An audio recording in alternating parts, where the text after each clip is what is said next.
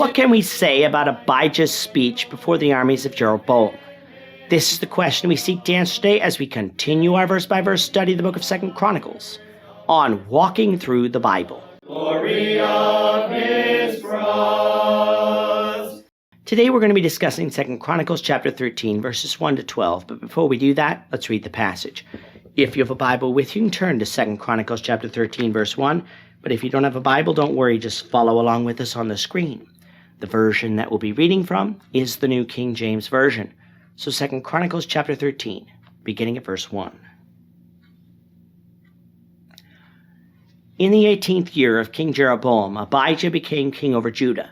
He reigned 3 years in Jerusalem. His mother's name was Micaiah, the daughter of Uriel of Gibeah. And there was war between Abijah and Jeroboam. Abijah set battle in order with an army of valiant warriors, 400,000 choice men. Jeroboam also drew up in battle formation against him with 800,000 choice men, mighty men of valor. Then Abijah stood on Mount Zemaraim, which is in the mountains of Ephraim, and said, "Hear me, Jeroboam and all Israel. Should you not know that the Lord God of Israel gave the dominion over Israel to David forever, to him and his sons by a covenant of salt? Yet Jeroboam the son of Nebat, the servant of Solomon the son of David, rose up and rebelled against his Lord. Then worthless rogues gathered to him and strengthened themselves against Rehoboam the son of Solomon, when Rehoboam was young and inexperienced and could not withstand them. And now you think to withstand the kingdom of the Lord, which is in the hand of the sons of David? And you are a great multitude, and with you are the gold calves which Jeroboam made for you as gods? Have you not cast out the priests of the Lord, the sons of Aaron, and the Levites, and made for yourselves priests like the peoples of other lands, so that whoever comes to consecrate himself with a young bull and 7 rams may be a priest of things that are not gods? But as for us, the Lord is our God, and we have not forsaken him. And the priests who minister to the Lord are the sons of Aaron, and the Levites attend to their duties. And they burn to the Lord every day, every morning and every evening, burnt sacrifices and sweet incense. They also set the showbread in order on the pure gold table, and the lampstand of gold with its lamps to burn every evening. For we keep the command of the Lord our God, but you have forsaken him. Now look, God himself is with us as our head, and his priests with sounding trumpets to sound the alarm against you. O children of Israel, do not fight against the Lord God of your fathers, for you shall not prosper." As we come to chapter 13, we get the first transition of power between kings in the southern nation of Judah.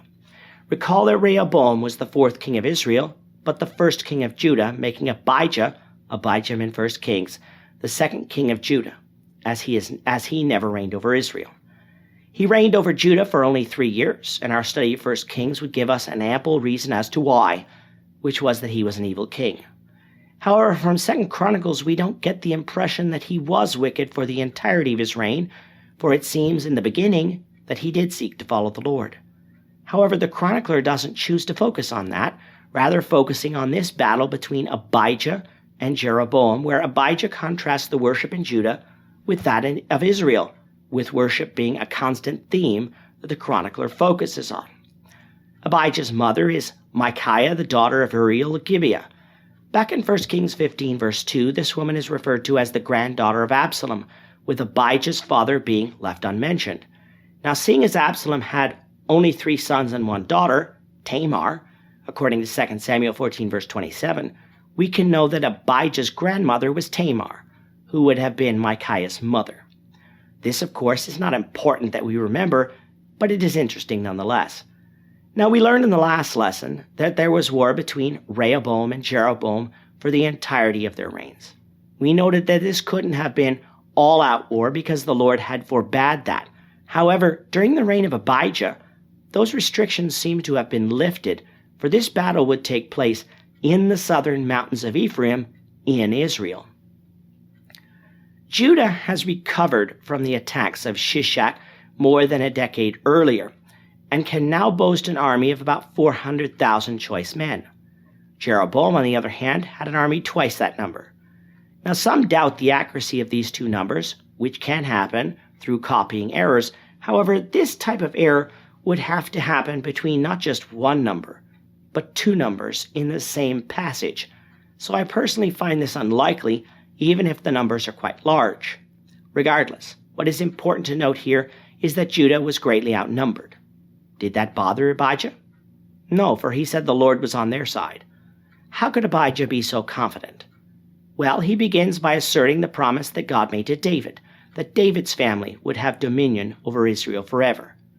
Now, of course, that promise was contingent on faithfulness, which Solomon was not, which is why the kingdom was rent in two.